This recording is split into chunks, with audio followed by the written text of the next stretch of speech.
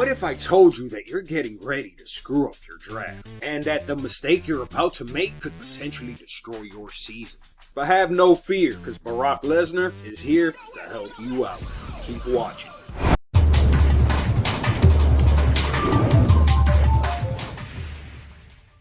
The fantasy basketball playoffs. Neglecting to account for the fantasy basketball playoffs can cost you your entire season before it even begins.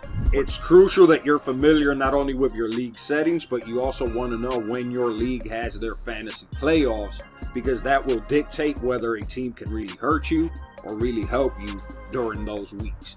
That's the point of this video.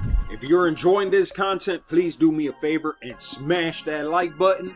Press that subscribe button and click the bell notification so you can be alerted when these videos drop. So we're going to start this video for leagues whose fantasy playoffs are week 19, week 20, and week 21. Your fantasy playoffs are during those weeks. The Portland Trail Blazers have the best fantasy playoff schedule. So they have 4 games all 3 weeks for a total of 12. You then have 10 other teams that play at least 11 games during those fantasy playoffs, which is really nice. Not as many as the Blazers, but you're still getting a healthy amount of games if you're targeting players from these teams. There are 4 teams you might want to avoid. Those teams are the Charlotte Hornets, the Dallas Mavericks, the Los Angeles Lakers, and the New York Knicks, with only 9 games played. So think about that. You're getting 3 less games over those 3 weeks than you are with the Portland Trail Blazers. And that's why it's so important that you not neglect. I'll be the first to tell you that the team you're drafting right now isn't going to be the same team that you carry into the playoffs. But with your first few picks, the ones that you really need to nail, the ones that you know you're not likely to trade away, the ones you're building your entire team around, you might want to consider the fantasy playoff schedule. Because if you're grabbing a guy, let's say like Jalen Brunson on the Knicks, or LeBron James or Anthony Davis on the Lakers, you're tying yourself to your best guys having less games than the other people. That can really end up hurting you. It's hurt me in the past. It hurt me as recently as last year. So this year, it's something I'm really taking into account. The majority of the league is playing only 10 games. You have the Hawks, Nuggets, Warriors, Rockets, Pacers, Grizzlies, Bucks, Timberwolves, Pelicans, the Oklahoma City Thunder, the Magic, the Suns, the Spurs, the Raptors, and the Jazz, with 10 games each. So keep in mind that with your glue players and your role players, this isn't as crucial right now. When it becomes crucial is closer to the trade deadline, because then at that point you want to start gearing your team for the fantasy playoffs. So for those who have their fantasy playoffs during week 20, week 21, and week 22, there are 13 teams that play 11 games. Those teams are the Celtics, the Bulls, the Cavaliers, the Nuggets, the Pistons, the Warriors, the Clippers, the 76ers, the Blazers, the Kings, the Spurs, the Jazz, and the Washington Wizards. You also have 12 teams that play 10 games. Those teams are the Hawks, the Nets, the Hornets, the Mavericks, the Rockets, the Pacers, the Heat, the Pelicans, the Knicks, the Thunder, the Suns, the Raptors. Then you have the teams you might strongly consider avoiding. The Lakers, who were also just in the other grouping of playoff weeks.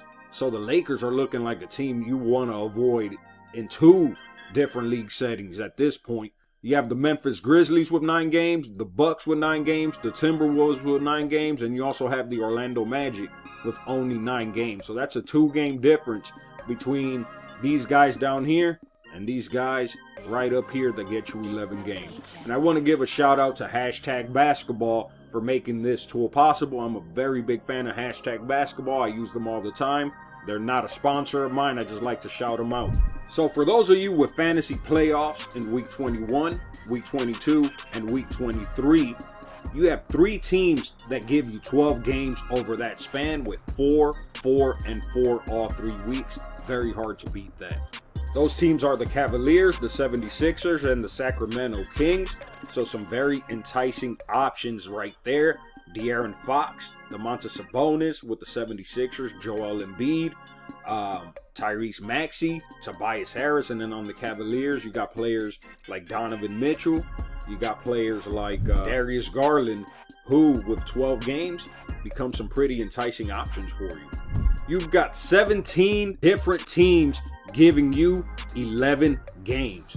Those teams are the Hawks, the Celtics, the Nets, the Pistons, the Warriors, the Rockets, the Pacers, the Clippers, the Lakers, the Heat, the Timberwolves, the Pelicans, the New York Knicks, Oklahoma City Thunder, the Portland Trail Blazers, the Utah Jazz, and lastly, the Washington Wizards.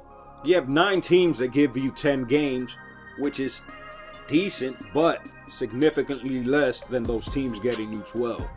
But the teams getting you 10 games are the Hornets, the Bulls, the Nuggets, the Grizzlies, the Bucks, the Magic, the Suns, the Spurs, and the Raptors. And then you have the Dallas Mavericks giving you only 9 games. In that first week of your playoffs, you'll only get 2 games. So if you have Kyrie Irving, if you have Luka Doncic, you have to win your first week of the playoffs without them. You better hope if you pick them that you have a league setting that allows you to have a bye week if you're one of the top 2 seeds, and you better be one of the top 2 seeds, because with that much firepower and only getting half of what you would usually get, that could be very difficult for you to overcome. So if you're a Luka owner, or if you're a Kyrie owner, and this is your playoff schedule, you want to strongly consider this before moving forward. For weeks 22, 23, and 24, we have 7 teams that give you at least 12 games. Those teams are the Hawks, the Hornets, the Rockets, the Clippers, the Knicks, the Thunder, and so the Sacramento Kings again at the top of the list. You have somebody like Keegan Murray you could get around pick 100, who's a second-year player who I think is going to make a jump, and he has this sort of fantasy playoff schedule. That's the sort of pickup that could change the trajectory of your season. I'm putting him on your radar. So you have a whopping 22 teams playing at least 11 games. Those teams are the Celtics, the Nets, the Bulls, the Cavaliers, the Mavericks, the Nuggets, the Pistons, the Warriors, the Lakers, the Grizzlies, the Heat, the Bucks, the Timberwolves, the Pelicans, the Magic, the 76ers, the Suns, the Portland Trail Blazers, San Antonio Spurs, the Toronto Raptors, the Jazz, the Wizards, the Pacers are the only team in the entire schedule only getting you 10 games. So the majority of the league is getting you 11. You have 7 teams giving you at least 12 games, and then you have the Pacers with this format only giving you 10 games during that period. So you might want to look at your playoffs, and if you see that this aligns with the schedule for your league and you're trying to choose maybe Tyrese Halliburton or Shai Gilgeous-Alexander, Shai's getting you 12 games. You're only getting 10 from Tyrese Halliburton. So I know a lot of people have asked themselves, which one of these 2 players should I go with? Based on that equation, I think it's pretty obvious. If you have these fantasy playoffs for your league, you want to go with Shai, because not only are you getting that potent of a player, but you're just getting more games during your fantasy playoffs. That trade-off can make or break your season. So after analyzing the playoff schedules, here are some key takeaways. So the Pacers, the Mavs, the Lakers are teams that can really hurt you. Keep that in mind when you're drafting guys like Luka, Kyrie, Tyrese Halliburton, Miles Turner, LeBron, or Anthony Davis. Kings, the Blazers, the Cavaliers are good targets, making players like DeAndre Ayton, Anthony Simons, De'Aaron Fox, Domantas Sabonis, Keegan Murray, Darius Garland, Donovan Mitchell pretty interesting targets, because they have pretty strong playoff schedules in multiple league settings. The Brooklyn Nets play 5 games on week 19.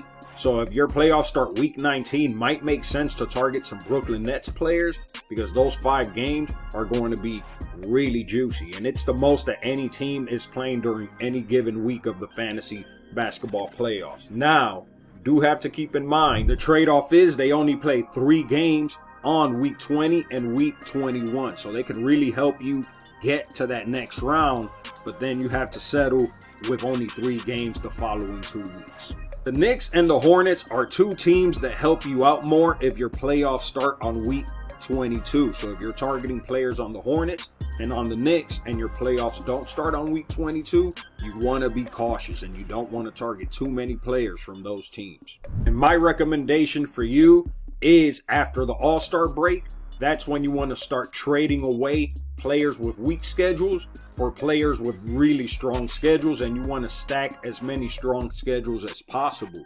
If you do this correctly, what will happen is the players who disregarded the playoff schedule, you will go face them, and they'll have 2 or 3 players that are only playing 3 games that week, while you'll have multiple players playing at least 4 games, and all of a sudden you're playing 5 or more games than they are that week, and that can be very difficult to overcome. After the All-Star break, you also want to start considering the playoff schedules when you are going through the waiver wire and picking up those hidden gems that could really blow up during the fantasy basketball playoffs. As an example for you, Jalen Williams went off during the fantasy basketball playoffs, and I was able to pick him up off the waiver wire, I think in like January. So I really hope you found this video helpful. I think it's going to be incredible when you apply what you just learned now during your draft and you catch everyone else in your league off guard. Another way you can catch everyone in your league off guard is to buy the brand new draft guide from Excel and Brock Lesnar Hoops. It has unique takes. It has information, data, charts that is going to help you make informed decisions during your draft to put the strongest team possible together.